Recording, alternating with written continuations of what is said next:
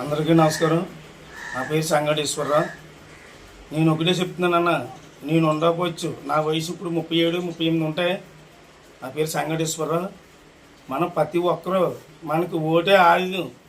ఇప్పుడు ఏం చేస్తున్నారంటే మన కొలుపులో ఇప్పుడు మించి నాకు అంచనా ప్రకారంగా అయితే నేను చదువుకోలేదు. 55 ఏళ్ళు 60 ఏళ్ళు ఒకటి ఉన్నామని మన మత్స్యకారులు, మన ఆడపడుచులు, ప్రతి ఒక్కరు ఒకటి గుర్తుంచుకోండి. మన వయసు మనది ఎప్పుడు ఇలాగ ఉండదు. కానీ మన ఓటు ఒక ఆయుధంగా మలుచుకోవాలి తప్పించి 1000 రూపాయలకు 2000 తీసుకోండి, నేను వద్దంట్లా. కానీ అది మనవాడైనా పయ్యోడైనా మంచి చేసిన వాళ్ళని ఎప్పుడు మర్చిపోకూడదు. మన బిడ్డకి మంచి చేసినప్పుడు మర్చిపోకూడదు, మన కొడుక్కి మంచి చేసినప్పుడు మర్చిపోకూడదు, మన తల్లికి మంచి చేసిన వాళ్ళు మర్చిపోకూడదు. మెయిన్ దాని గురించి అర్థం చేసుకోండి. మెయిన్ మన కులం నుంచే మనకు తప్పు జరిగింది. ఇలా ఓఎన్జీసీ తప్పులు మనకు ముందు నుంచి పడవ మన కులం నుంచే.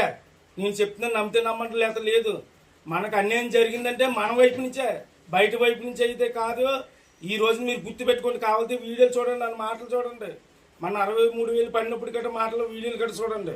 మీరు అర్థం చేసుకోండి. ఎవరైనా సరే పార్టీ చేసేనే పార్టీ ఉడికించేయడం కాదు. 10 మంది బాగుంటేనే ఊరు బాగుంటుంది. లేకపోతే ఒక్కడే బాగుంటే 20 మంది బాగుంటే ఆ 20 మంది ఊరు ఏటుమగా ఇక్కడ ఉన్న గ్రామాలు మత్స్యకారి గ్రామాలు బాగుంటాయా?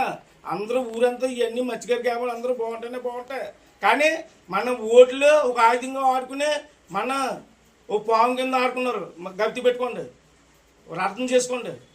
ఈ రోజున కూడా చెప్తున్నాను, ఈ రోజున గెలిచినా సరే మన కొండబాబు గారు మన మత్స్యకారి గ్రామాల కోసం కూడా మాట్లాడలేదు.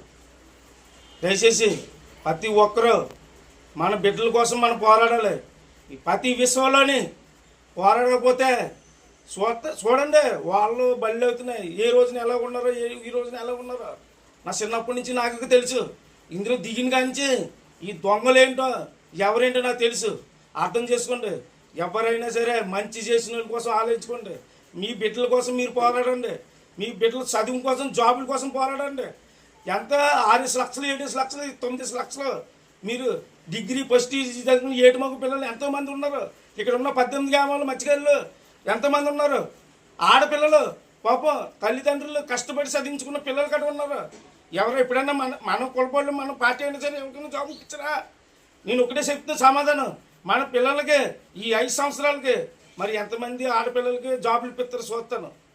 మరి ఈ పంత నానాజీ గారు, ఈ వనమాడు కొండబాబు గారు, ఎందుకంటే ఇక్కడ ఉన్న ప్రతి పిల్ల డిగ్రీ ఫస్ట్ ఇయర్ చదువుకున్నారు. అలాగే ప్రతి మత్స్యకారుడు నా కొడుకావనే బయటకు ఉన్న కొడుకావనే నాకు నా బిడ్డలు అలాంటి ఎంతమంది చదివించి డబ్బులు ఖర్చు